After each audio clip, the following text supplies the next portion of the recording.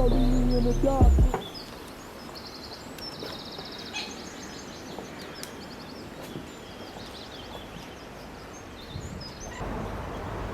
these look amazing. I really need to get my hands on these. Alright, in all honesty, I was not actually planning to do a full review on these earbuds right here. And after using these for a couple of weeks now, I must say I really like them. In the keynote, Apple announced a couple of new features in these AirPods. However, they do come at a hefty price of £249. But whether this price justifies the upgrades in terms of both functionality and audio performance, we'll have to wait and see if it lives up to its hype after this in-depth review. Now, looking at its design, there haven't been any major design changes from the first generation AirPods. Some key distinctions between them when it comes to the case are the built-in speaker that you'll see and the new loop hook for a lanyard. These aren't radical redesigns by any measure. With the earbuds, the only way you can actually tell them apart visually is by these dual vents at the top. The real change, of course, is going to be the earbuds themselves and the hardware that's inside of them. For the new AirPods Pro 2, Apple is using a new skin detect sensor instead of a proximity sensor to tell when the earbuds are on versus when you take them off. That offers a significant improvement compared to the original AirPods and includes a pair of ear tips in the box with 3 different sizes to accommodate everyone's ear type, while providing the right seal. Having the right seal is crucial, and without it you're still going to hear a lot of outside noise and you'll lose out on some of the bass response. Thankfully, you can test the fit at any time using the Test My Fit option in the AirPods Pro setting. Inside the earbuds are 2 new key design details: the cutting-edge H2 wireless chip and the custom amplifier that powers the retuned drivers. We'll get into how these factor into performance later in the video, but overall, while the design isn't a major departure from the original AirPods Pro, there are minor changes in the exterior and more interior improvements that set the two apart. Comfort is a huge factor when it comes to picking the right pair of earbuds, and the AirPods Pro 2 are very comfortable to say the least. They're more comfortable because the AirPods Pro 2 continue to use the soft silicone tips of its predecessor rather than the plastic shell design used on the original AirPods. The difference is that the silicone tips gently conform to the ear canal rather than force it to open wider for the hard plastic casing.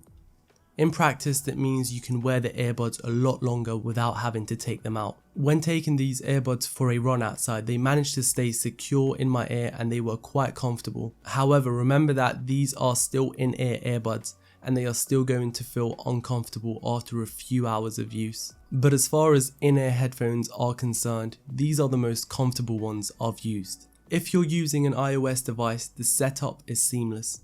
Truly, all it takes is holding the AirPods near your iOS device and you'll see a prompt on the screen asking you if you want to pair them. Once paired, the AirPods will then ask you if you want to try personalized spatial audio. To get the proper measurements, the earbuds will play music with varying levels of height to see which one sounds the most 3D to your ears. It might not be 100% accurate, but it does help to make the experience better overall, and I absolutely recommend doing the 20-second test upon setup. If you want more customization options, these can be found in the settings app on your iOS device. You'll find the options to rename your AirPods, switch the noise control from transparency mode to noise cancellation, and different options for the controls if you don't like the default settings.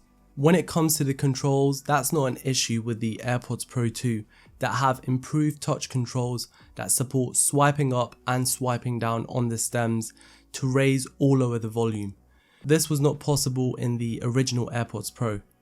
Beyond the volume controls, you can tap the earbuds once to play or pause music, skip or rewind tracks with 2 or 3 taps, and hold to toggle active noise cancellation. These controls will work regardless whether you're on iOS or Android, but if you want to control the earbuds with Siri, you're going to need to stick with iOS. Now this right here is the selling point. When it's active with music playing at a medium volume, the noise cancellation can overcome what I feel about 95% of the outside noise. You won't be able to hear a person sitting next to you even if you're looking at them, and the dull hum of the office will fade into nothing. That being said, when you just have them on without any music playing, some sound is going to slip through and you might even hear the small hiss of the earbuds trying to cancel out small amounts of ambient noise. In terms of improvements, Apple says that the AirPods Pro 2 cancel out twice the amount of noise as their predecessors, and from what I've experienced, comparing the two, there is a noticeable difference between them. Transparency mode works really well. To activate it, you can either take one earbud out and leave a single earbud in, or press and hold either of the stems to change from active noise cancellation to transparency mode. I love how well it works because instead of taking out the earbuds, you can keep them in and turn on transparency mode and carry on with a regular conversation. Now, the sound quality on these earbuds is very impressive for as long as you have a good fit. With the new driver and amplifier, these AirPods do sound dramatically better than the last ones. The AirPods Pro 2 uses the always enabled adaptive EQ feature to account for how the earbuds fit in your ear and your precise ear shape.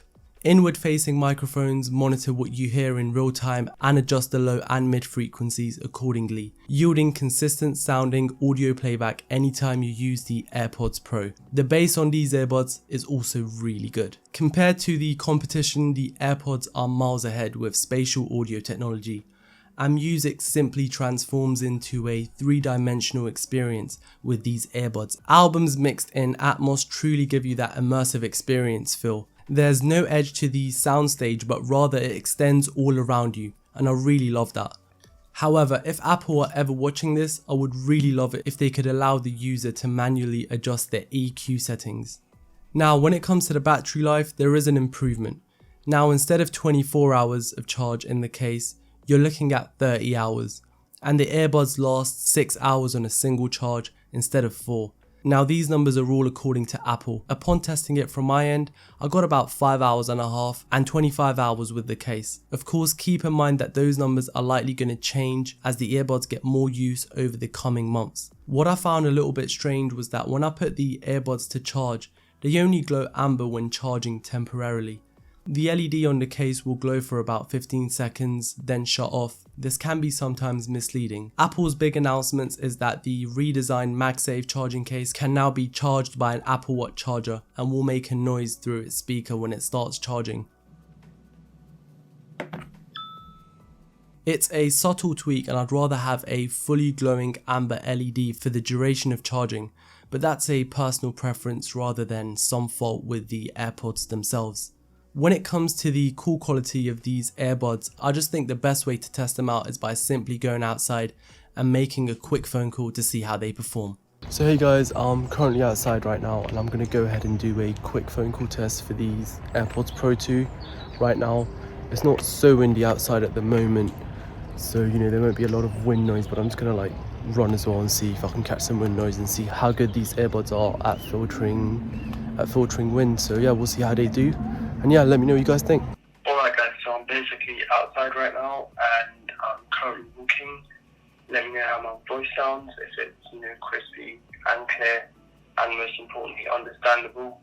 And to be honest, it is very quiet outside.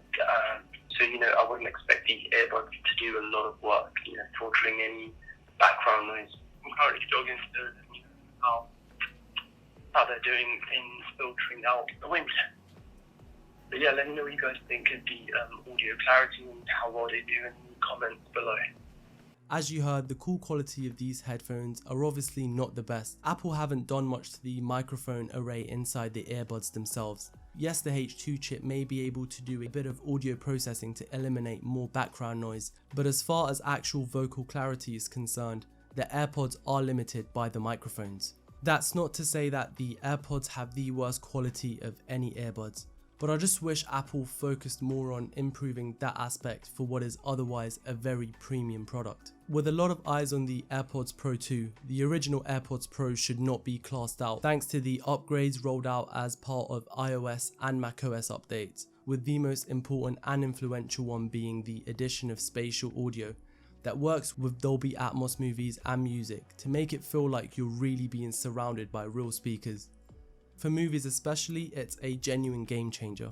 If you're someone with a perfectly good pair of original AirPods Pro, I would not recommend upgrading to the AirPods Pro 2, simply because Apple have only made some minor upgrades. Also, if you are on a budget, you should expect a price drop in the original AirPods Pro, so I would recommend keeping your eyes open for any holiday sales. However, the AirPods Pro 2 are absolutely worth it for first time buyers, and for those of you in need of a replacement. These are nearly perfect true wireless earbuds, and for new iPhone 14 owners looking for a more tailored listening experience, these most definitely are the best pair of earbuds you can get from Apple.